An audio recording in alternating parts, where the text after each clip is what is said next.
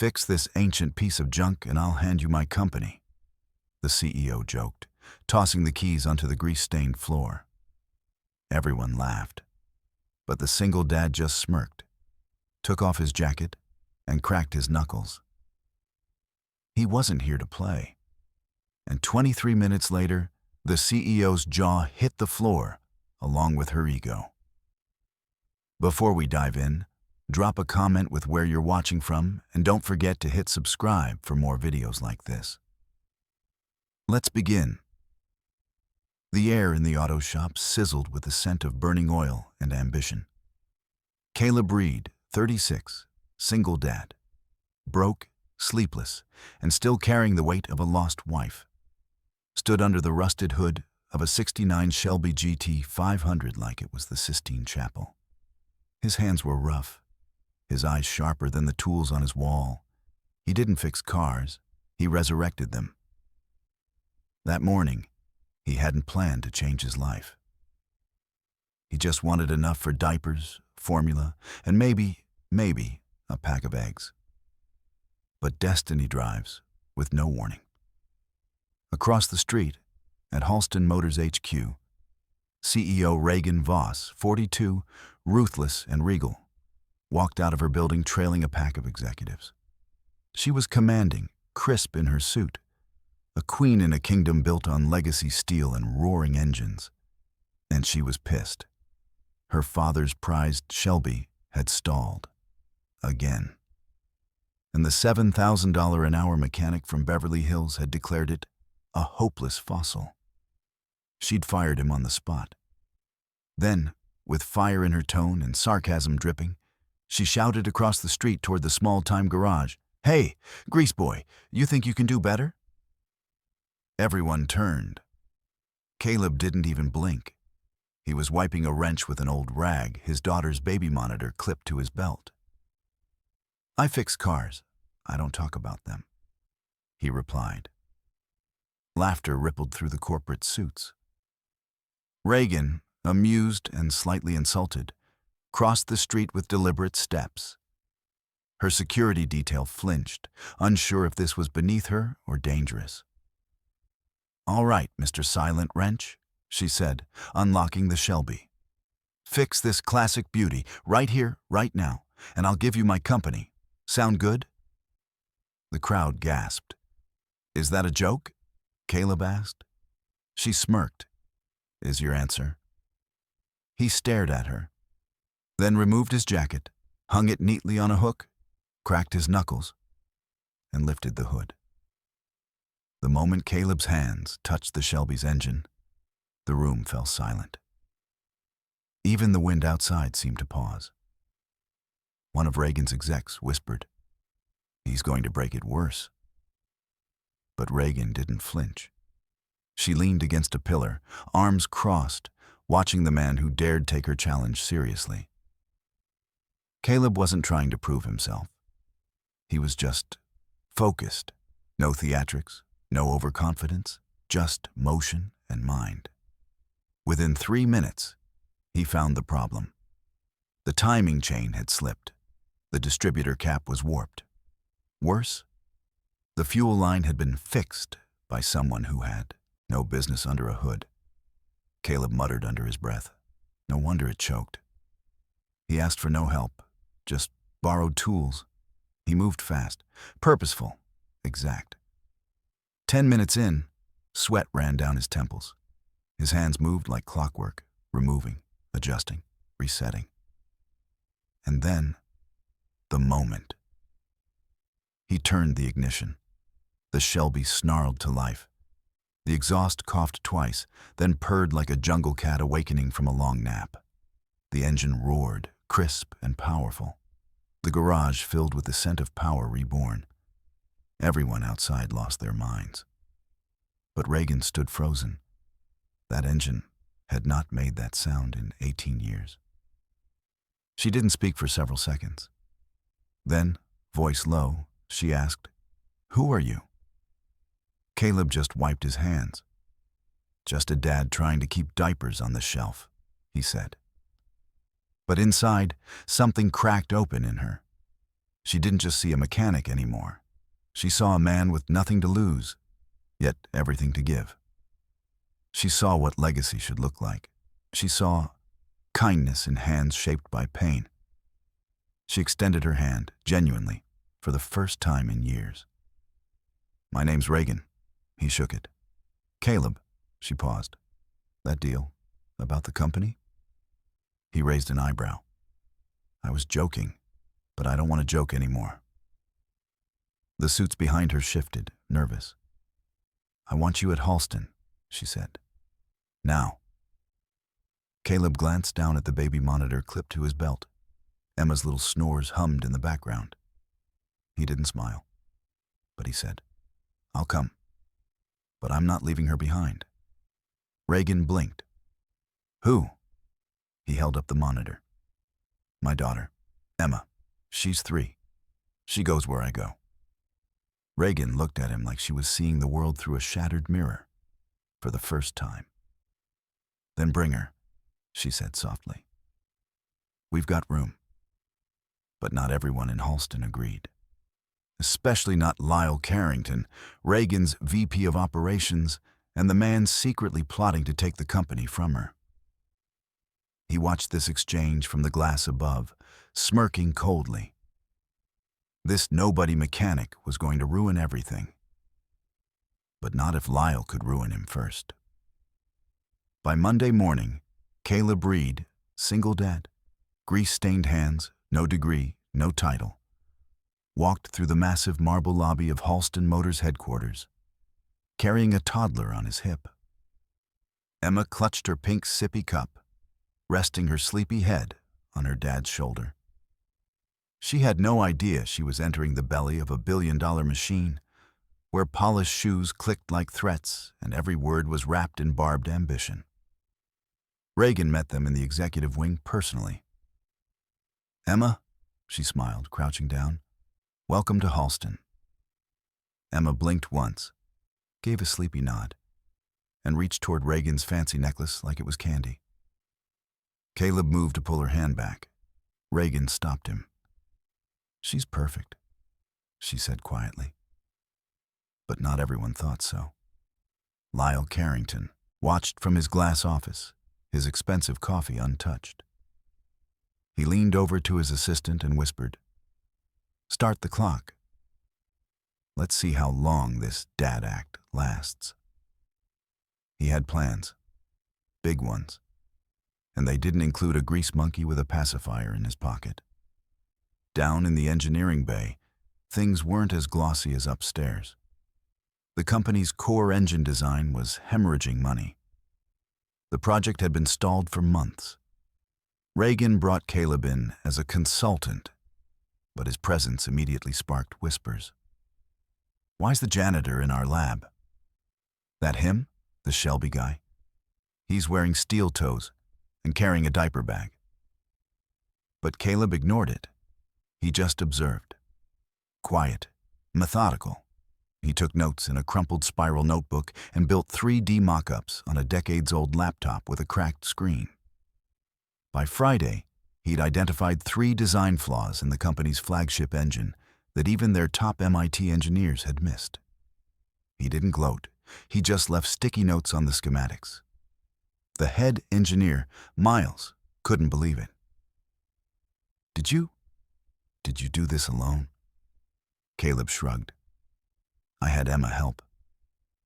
Emma, sitting in a corner with a coloring book, lifted her crayon like a trophy.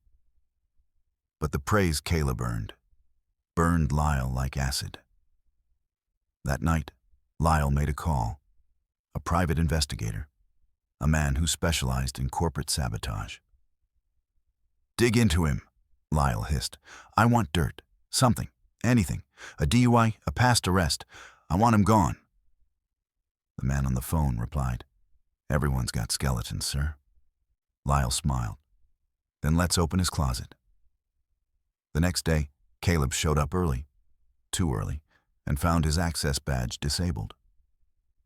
Security blocked him at the elevator. Reagan was out of town at a board meeting, and Emma was tugging his hand, confused why she couldn't go draw pictures in the shiny office. Then Lyle stepped into the lobby, sipping from that untouched coffee. "Sorry," he said, voice fake smooth. "Must be a glitch. I'll look into it." But his eyes screamed, "You don't belong here." Caleb didn't argue. He just nodded, lifted Emma, and walked back out into the sunlight. But he wasn't angry. He was thinking. Because when you grow up fixing broken things, you learn how to spot what's about to snap.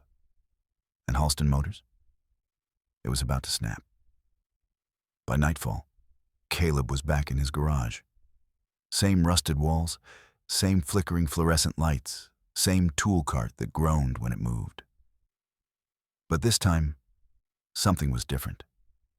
He wasn't fixing engines for survival anymore. He was preparing for war. He'd seen the kind of smug, spit-shined faces like Lyle's before. Corporate men who'd never gotten dirt under their nails, but thought they could crush those who did. They underestimated him. Everyone always had. But they didn't know who Caleb really was. 10 years ago, before Emma, before the wrench in his hand replaced the rifle he'd buried. Caleb wasn't just some dad with calloused hands. He was a former military engineer, trained to build under pressure, assigned to restore convoy systems in the middle of gunfire. He once repaired a shattered transport line using nothing but 2 feet of copper, a battery, and a rusted bolt. He'd been awarded a medal no one ever saw, because Caleb never bragged. He just did. The next morning, Reagan came back, and the moment she stepped into HQ, her assistant rushed to her. Reed's badge was revoked. Lyle said there was a background issue. Reagan froze. What background issue? She stormed into Lyle's office without knocking. Why was Caleb locked out? Lyle played dumb. There was a flag. Possibly military discharge related. Standard protocol, don't. Her voice was ice. I know you. You want Halston, and now you see him as a threat. Lyle tried to backpedal. You're trusting a mechanic over me? Reagan's jaw clenched. No, Lyle. I'm trusting results over politics. And your results? They've been flatlining. She turned to walk out, then paused. Restore his access. Now. But Caleb wasn't waiting for that. He'd already uploaded a confidential report from his laptop, one that outlined the engineering errors in Halston's top model and the cost-effective solutions. He sent it anonymously to the board of directors. Every single one. That same afternoon, Reagan's phone exploded with calls. Where did these diagnostics come from? Who fixed our bottleneck? Why didn't Lyle's team catch this? Reagan smiled as she read the attached name on the report. Caleb Reed. Meanwhile, Caleb received a message on his phone that made his chest ache. Emma's been accepted to Fairmont Elementary, full scholarship, anonymous donor. He knew who it was. He didn't cry, but he stared at the screen for a long time, jaw tight, pulse steady. That night, Reagan showed up at his garage. No limo, no entourage, just her and a pizza box. Emma looked up from the floor, where she was coloring with a spark plug. Reagan kneeled beside her, grinning. I brought dinner. Caleb glanced at her. You didn't have to. I did, she said softly. You brought something to this company no one else could. He didn't respond. Reagan placed a folder on the workbench.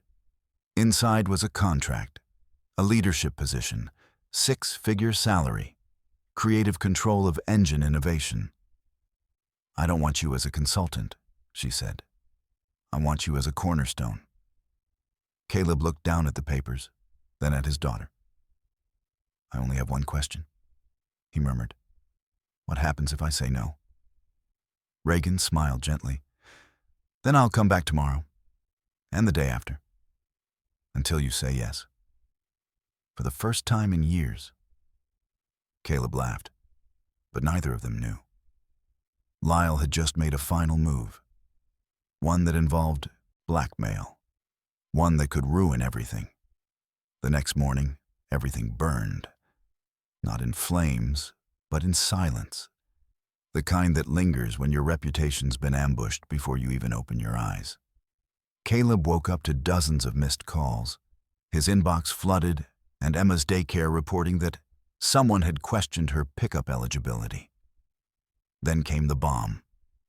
A private post online, anonymous, viral, claiming Caleb had been dishonorably discharged, owed back child support to a woman he never even met, and had forged his military record. All lies. But lies move fast. By noon, the board had frozen his onboarding. By 3 p.m., reporters were sniffing around the garage. And by 5 p.m., Caleb was back in his garage alone.